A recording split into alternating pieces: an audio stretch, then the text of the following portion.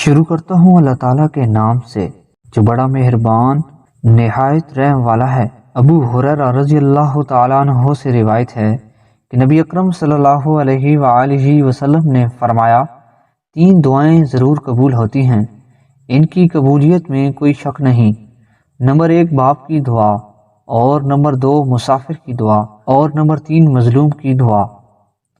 جابر بن عبداللہ رضی اللہ تعالیٰ عنہ کہتے ہیں کہ رسول اللہ صلی اللہ علیہ وآلہ وسلم نے فرمایا، تم لوگ نہ اپنے لیے بد دعا کرو اور نہ اپنی اولاد کے لیے، اور نہ اپنے خاتموں کے لیے، اور نہ ہی اپنے اموال کے لیے، کہیں ایسا نہ ہو کہ وہ گھڑی ایسی ہو جس میں دعا قبول ہوتی ہو اور اللہ تمہاری بد دعا قبول کر لے۔